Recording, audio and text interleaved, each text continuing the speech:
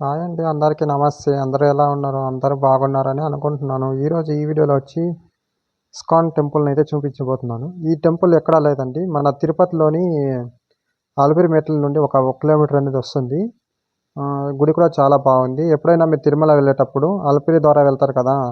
అప్పుడు ఈ టెంపుల్ కూడా దర్శించుకోండి. ఇక్కడ ఈ టెంపుల్‌లో వచ్చి రాధాకృష్ణుడు ఉంటారు. రాధ మరియు కృష్ణుడు ఉంటారు. చూడండి గుడి ఎంత బాగుందో. ఇది ఆవొక సైడ్ నుండి లోపలికొచ్చే దారి అయితే ఇదే అన్నమాట. ఇలాగే లోపలికొచ్చి మనం లోపలికనేది వెళ్ళాల్సి ఉంటది. లోపలనేది ఫోటోస్ అనేది తీసుకోకూడదండి. మామూలుగా బయటనేది ఎన్ని తీసుకోవచ్చు ఫోటోలనేది ఎవరు ఏమనరు. మొబైల్ అయితే అలో ఉందండి. లోపలికైతే మొబైల్ ఎత్తుకపోవచ్చు. చూడండి ఇటు నుండి స్టార్ట్ అనమాట లోపలికెళ్ళేది. ఇది ఒక రెస్టారెంటు. పెద్ద రెస్టారెంటు. అంటే దాని లోపలికి నేనైతే వెళ్ళలేదు.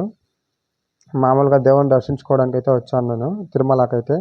ఎలాగో అదే ఇంత దూరం వచ్చాను కాబట్టి, ఇక్కడ పక్కనే ఒక కిలోమీటర్ వెళ్ళేసొద్దామనేసి వచ్చేసినాను. నడుచుకొని అటు నుండి అయితే. చూడండి మెట్లు కూడా చాలా తక్కువగా ఉన్నాయి ఈ గుడి లోపలికి వెళ్ళేటప్పుడనేది. ఈ లోపలికెళ్ళేటప్పుడు మనం టోకెన్ కూడా తీసుకునే అవసరం లేదు. అలాగే వెళ్ళేసి మనం దేవుడిని దర్శించుకొని, అక్కడ ప్రార్థనలు చేస్తూ ఉంటారు. వినేసి మనం బయటనేది వెళ్ళొచ్చనమాట. చూడండి లోపలనేది ఇలా ఉంటుంది. కృష్ణుడు, రాధ అనమాట. మనం లోపలికెళ్ళేసిన తర్వాత మనకి ఏమన్నా తినుబండారాలు కావాలంటే, అంటే తినే వస్తువులేమన్నా కావాలంటే లోపలికనేది వెళ్ళాలి అనమాట. గ్రౌండ్ ఫ్లోర్‌లోకనమాట. చూడండి గ్రౌండ్ ఫ్లోర్ అనేది ఇలా ఉంది. ఇలా వెళ్ళాలనమాట. లోపలనేది ఫోటోస్ ఏం తీసుకోకూడదు. బట్ నేను ఇక్కడ వేరే నుండి అయితే మళ్ళీ స్టార్ట్ చేసిన వీడియో అనేది తీసుకోవడం అనేది.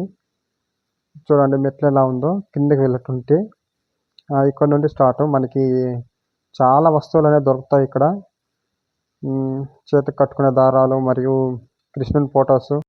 అలాగే ఇక్కడ భగవద్గీత కూడా పుస్తకాలు కూడా దొరుకుతాయి. చాలా పుస్తకాలనేది. మన కృష్ణుని గురించి ఏమన్నా తెలుసుకోవాలంటే కృష్ణ పరమాత్మ గురించి ఇక్కడ బుక్స్ అనేది చాలా దొరుకుతాయి. మహాభారతం అలాంటివి చాలా ఉన్నాయి. చూడండి ఎలా ఉన్నారో ఇక్కడ భక్తులు. ఇందులో ఎంతమంది తీసుకుంటున్నారో. కానీ ఇక్కడ మనం అమౌంట్ పే చేసి అయితే తీసుకోవాల్సి ఉంటది. ఆహ్, అంటే తక్కువే ఉంటదండి. ఒక్కొక్కటొచ్చి రూ. 50, 100, 200 అంత లోపలే పడతది. ఎక్కువ అనేది తీసుకోరు డబ్బులు కూడా. ఇక్కడ చూడండి ఎంతమంది రద్దీగా ఉన్నారో. ఇక్కడ మ్యూజియం కూడా ఉంది. కృష్ణునికి సంబంధించి దీని గురించైతే. ఆ మ్యూజియంకైతే నాకు దర్శనానికి టైం అయింది. కాబట్టి నేను ఇక్కడ కొన్ని మాత్రమే చూపించబోతున్నాను. ఏమనుకోకండి. ఆహ్, ఇంకా ఇస్కాన్ టెంపుల్ అనేది నేను బెంగుళూరులోనే మన దీంట్లో కూడా తీశాను ఆల్రెడీ అనేది. ఆ వీడియో కూడా ఆల్రెడీ అప్‌లోడ్ చేయడం అనేది జరిగింది. అది కూడా చూడండి బాగుంది. ఇది తిరుపతిలో కదా! ఇది రెండో ఇస్కాన్ టెంపుల్ అనమాట. రెండోదనేది వచ్చాను నేను దర్శించుకోవడానికైతే. ఇలాగ బయటొచ్చేది. ఇక్కడ చూడండి ఇక్కడ పులిహోర అనేది అమ్ముతున్నారు ఇక్కడ.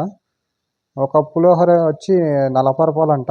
పర్లేదు ఒక మనిషి తినే మాత్రం అనేది ఇస్తూ ఉన్నారు ఇక్కడ. ఇక్కడ అదేమో రూమ్ ఉంది. చూద్దాం ఏముందో అక్కడ లోపలికెళ్ళేసి అనేది. అన్నీ క్లోజ్‌లో ఉన్నాయి. అక్కడేమో చూస్తున్నారు వాళ్ళైతే. అదేం కనిపిస్తుందో కూడా తెలీదు. లోపలికెళ్ళేసి చూద్దాము. ఆహ్, చూద్దాం ఏముందో అనేసి.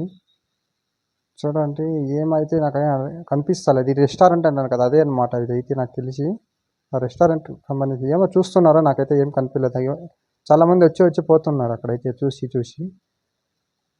ఎలాగో చాలా ఆకలేస్తుంది నాకైతే. ఇక్కడ పులిహోర ప్యాకెట్లు అమ్ముతున్నారు. తినేద్దాం ఒకటి తీసుకొని.